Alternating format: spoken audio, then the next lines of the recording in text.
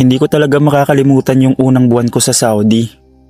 Minsan, kapag napapapikit ako ngayon, parang ramdam ko pa rin yung amoy ng bahay nila.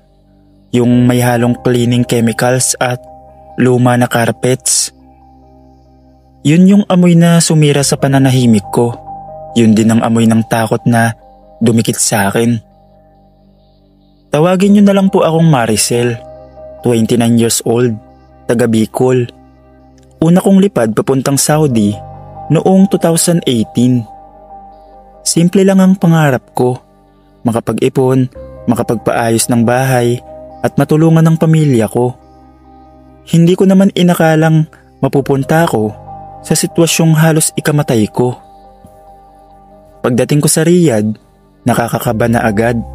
Tahimik ang lugar pero mabigat sa dibdib. Pagdating ko sa bahay ng amo ko, akala ko mabait sila. Sa unang linggo, oo. Pero sa sunod, iba na. Doon nagsimula yung hirap ko. Sa una, kakayanin mo pa. Pagod, pero normal. Pero pagdating ng ikalawang buwan, nagsimula ako magkasakit. Una, lagnat. Tapos ubo. Tapos parang hinihingal na ako kahit nagwawalis lang. Isang gabi, halos manghina na ako sa init ng katawan ko. Akala ko maiintindihan nila. Pero imbis na papahingahin ako, narinig ko pa yung amo kong babae. Yala, finish, no sick. Hindi ko talaga makakalimutan yung tono. Para bang bawal magkasakit. Para bang kasalanan ko pa. Kahit nanginginig ako, pinagawa pa rin nila lahat. Kusina, baba, taas, plancha, pati paglalaba. Hindi nila ako dinala sa doktor. Kahit isang paracetamol, wala. Ni hindi nila tinanong kung kaya ko pa. Araw-araw, pinipilit kong bumangon kahit parang umiikot na yung paningin ko. Pero alam mo yung mas nakakatakot? Yung mga gabing halos mawalan na ako ng malay. Pagkapasok ng ikatlong buwan, mas lalo pang lumala ang lagay ko. Halos hindi na bumababa ang lagnat ko. Pero kahit ganun, hindi nila ako tinatantanan. Isang umaga habang nagwawalis ako sa sala, nahilo ako.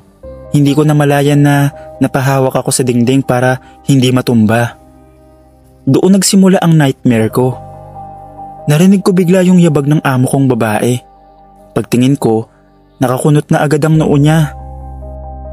Why stop? Sigaw niya. Hindi pa ako nakakapagbaliwanag. Sinampal niya ako. Malakas. Tumama yung ulo ko sa gilid ng cabinet.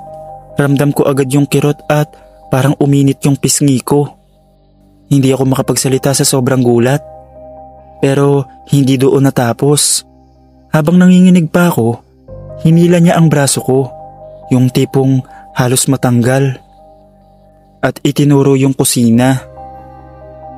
Clean, quick! Lazy woman. Sabi niya. Hindi ko alam kung alin ang mas masakit. Yung braso ko ba o yung pakiramdam na parang hindi tao sa harap nila. Kinagabihan, mas malala. Habang nagluluto ako, napaupo ako saglit kasi ang bigat na ng dibdib ko. Nakita niya ako. Hindi pa siya nagsasalita pero alam ko na. Hinampas niya yung likod ko gamit yung hawak na maliit na kahoy na panghalo. Umangat yung t-shirt ko at ramdam ko yung pamumula ng balat ko. Hindi ako nakareact, wala akong lakas. Sa isip ko, kapag hindi ako tumakas, baka hindi na ako makauwi ng buhay. At saka pa nangyari yung bagay na hindi ko makakalimutan. Yung pasimpleng siko niya sa tagiliran ko habang naglalakad siya sa likod ko. Hindi ko alam kung sadya o hindi, pero ramdam ko ang sakit. Parang sa isip nila, pwede nila akong saktan dahil wala akong kalaban-laban. Doon na ako nagdesisyon. Kinabukasan, maaga silang umalis, yung mag-asawa. May pupuntahan daw silang kamag-anak. Naiwan lang yung panganay na anak nila, pero tulog pa. Ang bilis ng tibok ng puso ko. Sobrang lakas, parang kakawala sa dibdib ko. Kinuha ko agad yung maliit kong bag. Wala na akong ibang gamit. Nilagay ko yung cellphone kong luma na halos tago ko sa loob ng unan. Pagbukas ko ng pinto ng maliit kong kwarto, sinilip ko muna yung hallway. Tahimik. Hawak ko yung sapatos ko. Hindi ko muna isinuot. Ayaw kong marinig ng anak nila. Pagdating ko sa main door, nanginginig yung kamay ko habang iniikot yung lock. Pag-click ng pinto, dahan-dahan kong binuksan hanggang sa tama lang para makalusot. Paglabas ko, saka ko sinuot yung sapatos ko. Habang tumatakbo palabas ng gate, hindi na ako lumingon. Hindi ko na inisip kung may CCTV ba o nakikita nila ako sa cellphone nila. Basta tumakbo lang ako, diretso, kahit sumasakit yung tagiliran ko. Hanggang sa makarating ako sa kanto na may maliit na tindahan. May isang kabayan na lalaki na nakatayo roon na nag-aayos ng boxes. Hindi ko na napigilan, para akong nabagsakan ng mundo. "Kuya, tulungan mo ako." Yun lang ang nasabi ko bago ako tuluyang mapaupo sa lupa. At doon nagbago ang buhay ko. Hindi ko alam kung paano ako huminga ng normal pagkatapos ng lahat. Pero isang bagay ang sigurado. Kung hindi sila umalis ng umagang yun, baka hindi ako nakaalis ng bahay nila. Pagkaupo ko sa gilid ng tindahan, umikot pa yung paningin ko. Para akong lalagnatin ulit. Pero yung kaba, grabe. Kasi alam kong anytime, pwedeng tumawag yung amo ko. Pwedeng lumabas yung anak nila at makita akong wala na.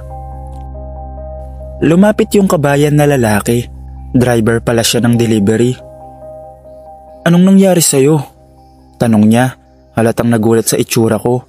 Namamaga yung pisngi, pula yung braso at nanginginig ako. Hindi ko na kinaya. "Kuya, ayoko na bumalik. Sinasaktan nila ako." Tumingin siya sa paligid, tapos tinakpan niya yung mukha niya na parang nag-iisip. "Halika, dadalhin kita sa accommodation ng mga kabayan. Mabilis lang, bago ka pa nila hanapin." Hindi ko siya kilala, pero sa sitwasyon ko, wala akong choice kundi magtiwala. Pagpunta sa accommodation, sumakay kami sa maliit niyang van. Sobrang kabado ko habang umaandar yung sasakyan. Iniisip ko baka may CCTV sa labas ng bahay. Baka matrace nila yung pag-alis ko. Baka hulihin ako. Pero nung naramdaman kong lumalayo na kami, parang medyo nawawala na ang bigat ng dibdib ko. Pagdating namin sa accommodation, may mga kabayan na nag-aalmusal pa. Pagpasok ko, halos sabay-sabay silang napatigil. Halata siguro sa itsura ko na may nangyaring hindi maganda. Pinaupo nila ako, binigyan ng tubig, at saka ako dahan-dahang nakapagsalita. Kuwinento ko lahat, simula lagnat, pananakit, sampal, palo, pati yung pagsakal sa akin na hindi ako makahinga. Namilog yung mata ng isa pang kabayan. "Day, report natin yan. Hindi ka babalik doon. Hindi ka na dapat bumalik doon kasi pag bumalik ka pa doon, may hindi na magandang mangyayari sa'yo." At doon sila nagdesisyon. Tumawag sila sa embassy. Yung isang kabayan, may kilala raw sa embassy. Tinulungan nila akong tumawag. Kinabahan ako habang nagsasalita kasi parang naririnig ko pa rin yung sigaw ng amo ko sa loob ng utak ko. Pero mabait yung nakausap namin. Sinabihan nila ako na mag-stay muna ako sa accommodation at wag nang bumalik sa bahay kahit mag-message ang amo. At ayun nga, hindi pa lumilipas ng 2 oras, sunod-sunod na yung tawag sa phone ko. Number ng amo ko. Kasunod yung voice note na Arabic na galit ang tono. Pero hindi ko na binasa at pinakinggan. Hindi ko na sinagot. Yun yung unang pagkakataon na napil kong safe ako kahit sandali. Kinabukasan, dumating yung 2 staff na Pinoy mula sa embassy. Sinakay ako sa may sasakyan nila.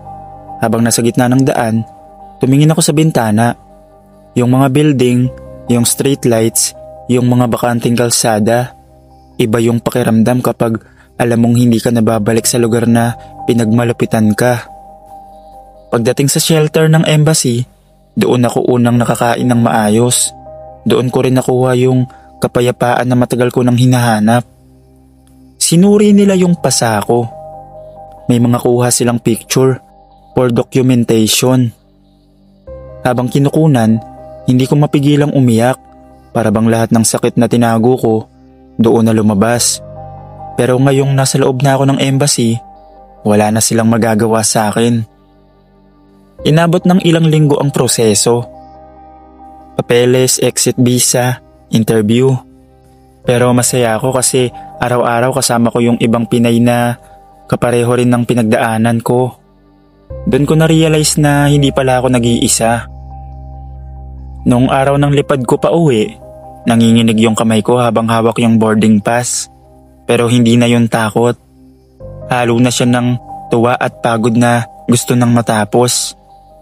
Paglapag ko ng Pilipinas, paglabas ko ng airport, hindi ko na napigilang umiyak. Ramdam ko yung hangin na hindi mabigat.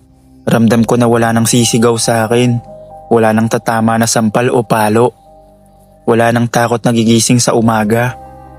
Tinignan ko yung langit at sabi ko sa sarili ko, buhay pa ako, nakauwi ako.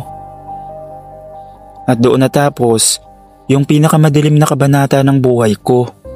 Hindi dahil nakalimutan ko, kundi dahil nakawala ako. Sa mga kapwa ko Pinoy sa ibang bansa, mag-iingat kayo palagi dyan. Lalo na yung mga kapwa ko OFW. Alam kong hindi madali ang buhay dyan sa pang-araw-araw, lalo na malayo tayo sa pamilya natin. Kaya hiling ko na ligtas kayong makauwi sa Pinas. Hanggang dito na lang po Sir Dave.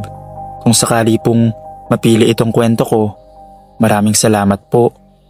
More power sa PNT Stories at mag-iingat tayong lahat palagi.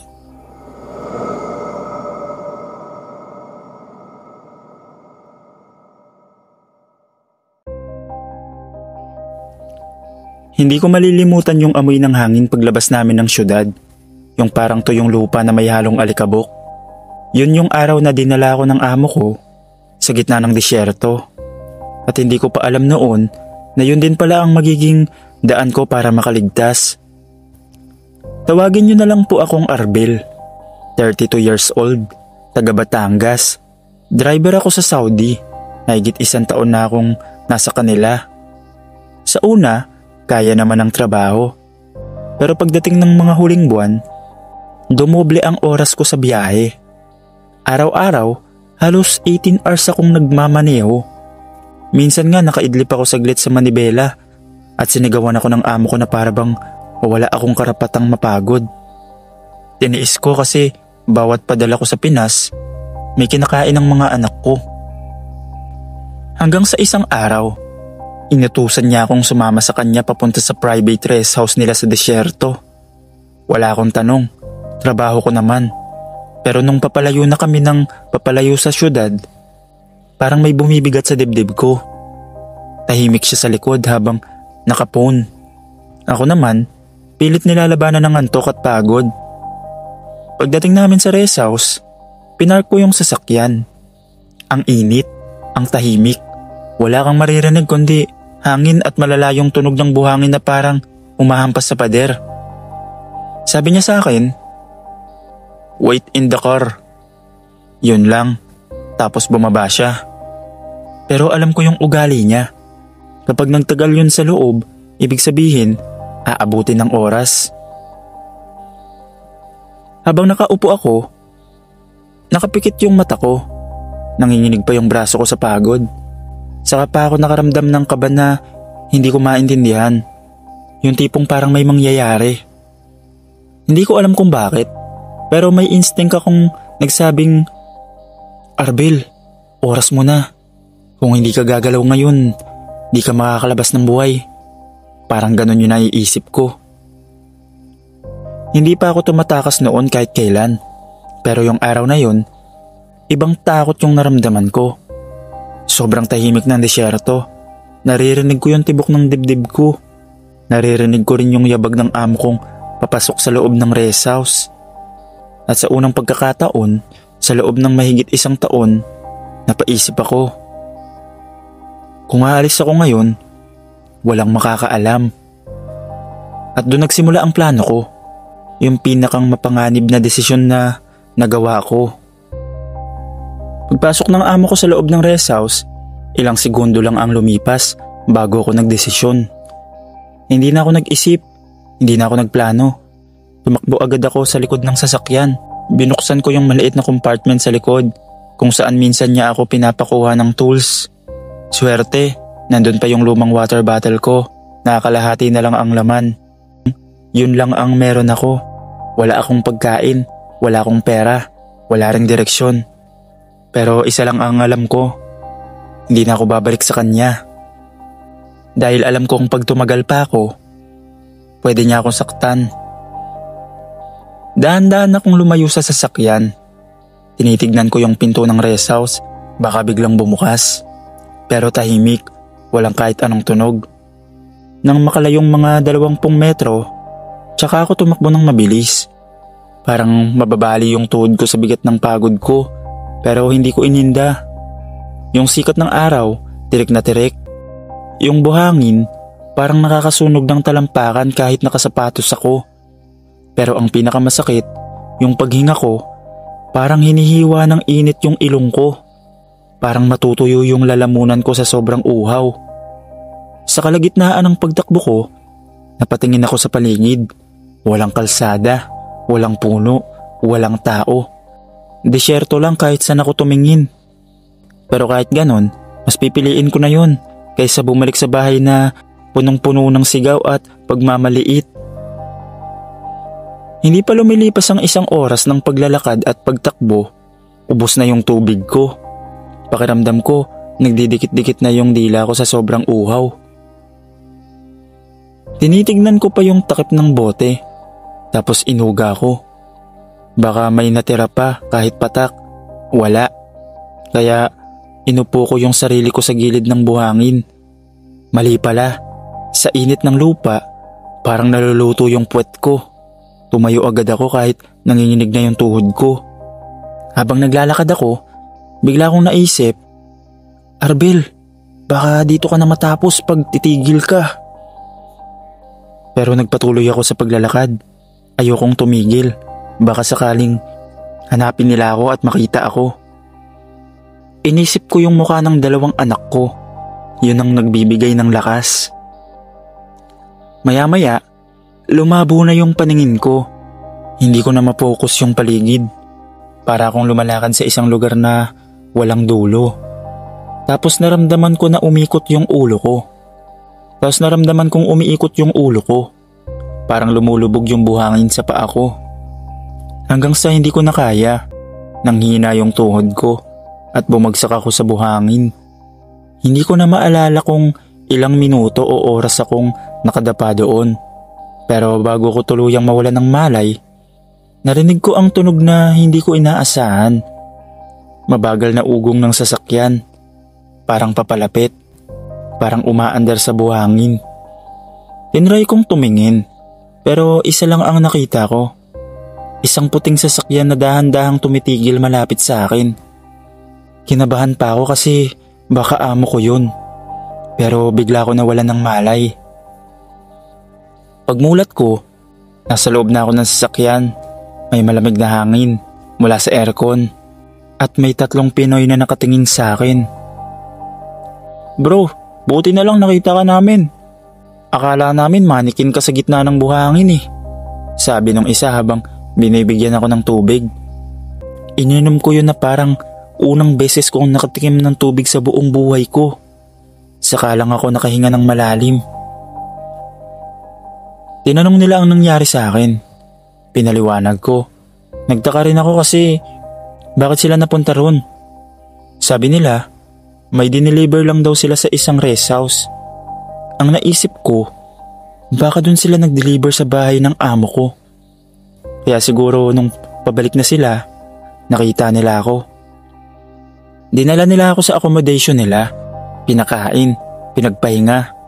Kinabukasan, tinulungan nila akong tumawag sa embassy. Pagkatapos ng 2 araw, kinuha na ako. Hindi ako pinabalik sa amo ko. At doon nagsimula yung proseso ng pag-uwi ko. Sa madaling salita, nakauwi ako ng ligtas, Sir Dave.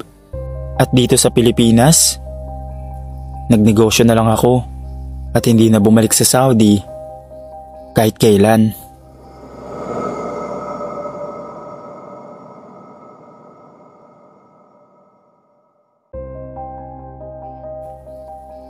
Hindi ko talaga malilimutan yung araw na yon. Ako nga pala si Daniel, 26 years old, taga Cebu. OFW ako sa Riyadh. Driver ako sa isang maliit na kumpanya. Sa trabaho, okay lang naman. Pero sobrang init ng araw. At puro buhangin ng hangin na tumatama sa mukha ko. Alam kong kakaiba ako sa iba dito. Walang bigote, walang balbas. Mukhang baby face pa. Sa simula, inisip ko, cool lang yun. Walang halong takot. Pero noong araw na yon, doon ko naramdaman na iba ang mga mata sa paligid ko. Habang naglalakad ako pa uwi mula sa trabaho, may napansin akong 3 lalaki. Hindi nila binabago ang direksyon, pero halatang nakatingin sila sa akin. Hindi ko sinasadya na tumingin ulit sa kanila. Pero lagi silang may pwesto sa gilid. Sa simula, inisip ko, okay lang, baka nagkakamali lang ako. Pero habang lumalapit sa intersection, hindi lang basta nakatingin. Tila sinusundan ako sa bawat galaw ko. Yung kaba sa dibdib ko, parang lumakas, parang may nagbabadyang panganib. Huminto ako saglit sa isang tindahan para bumili ng tubig. Sila rin huminto rin sa malapit, pero hindi sila bumili. Tumingin ako ulit at alam kong tinitignan nila ang bawat galaw ko. Parang nakikita nila lahat ng ginagawa ko.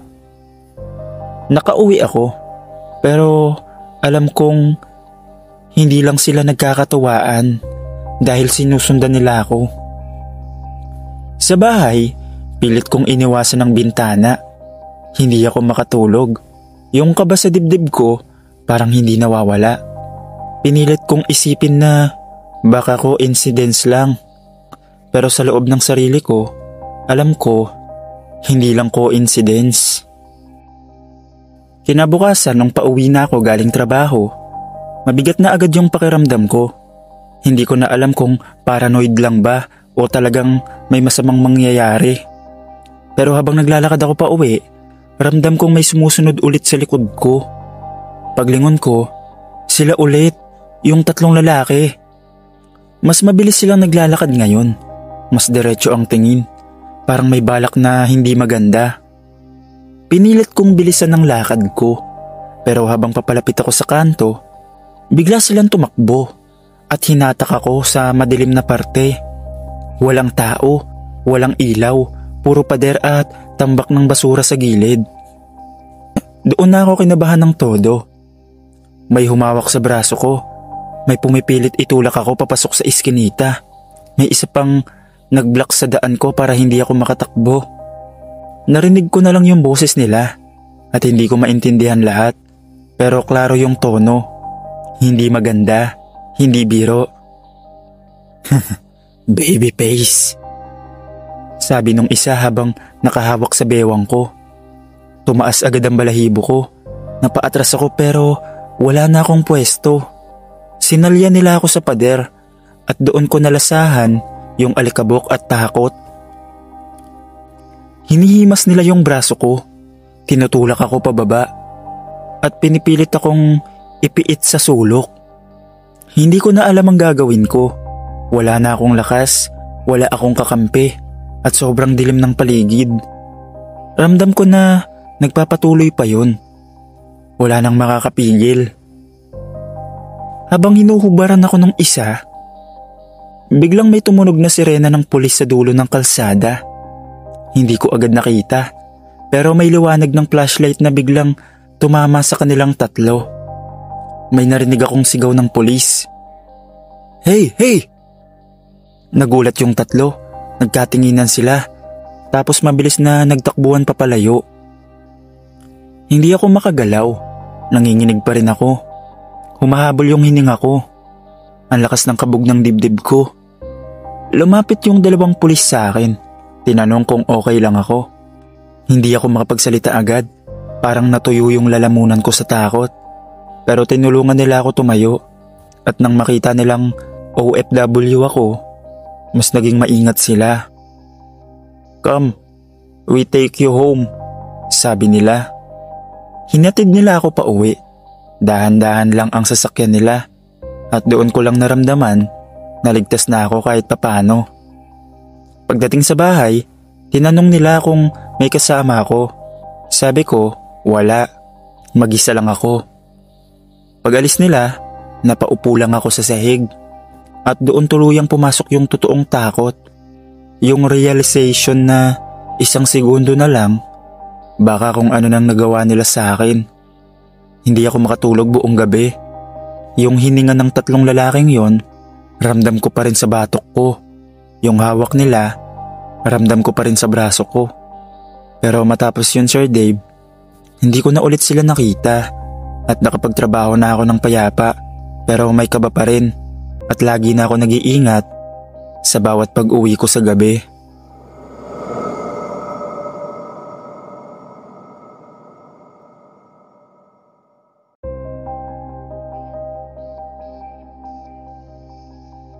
Itago nyo na lang ako sa pangalang Jepoy. Tubong Cavite. Dating tricycle driver. Ngayon, tumutulong-tulong na lang sa kumpare ko sa buy and sell ng motorsiklo. Maayos sana ang lahat kung hindi lang ako natukso sa pera. Meron akong utang na 35,000 sa online lending app. Papiso-piso lang ang kita ko sa pagmamaneho. Tapos, may sakit pa si Mrs. Isang araw, inalok ako ni Andy, kaklase ko nung high school, ng extra racket. Hindi ko alam kung legal ba o hindi, pero sabi niya, "Swertihan to pre, easy money." Pinakilala niya ako kay Kuya Bong, isang mukhang may koneksyon sa mga kilalang pangalan sa Cavite. Ang trabaho, sumundo ng isang van sa General Trias, dalhin sa Rosario, iwan sa isang compound. Madali lang, di ba? Sa unang delivery, binigyan ako ng 7,000. Walang tanong, ganun ulit sa pangalawa, pangatlo, hanggang sa ika-4. Hindi na ako pinag-drive. Sabi ni Kuya Bong, tama na ang test run. Totoo na to. Sa pang-5 gabi, binigyan ako ng baril. Walang pangalan ang target, pero may litrato. Ang taong yan, ang tumira sa tropa namin sa Dasma. Ikaw ang babawi. Tumanggi ako. Pero nung huli, nakita kong may hawak silang litrato ng anak ko, si Jerome. Grade 2. Sige, gagawin ko. Sagot ko. Sa ika-6 ng gabi, sa Tansa proper, sumakay ako ng motorsiklo. Bit-bit ang baril sa compartment. Binantayan ko ang target sa isang karinderya. Simpleng lalaki lang. May kasamang babae at anak. Di mo aaklaing sangkot sa kahit ano. Pumikit ako, huminga ng malalim.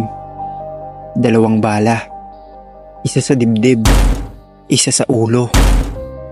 Tumakbo ako, naiwan ang sigaw, naiwan ang bata, naiwan ang dugo sa simento.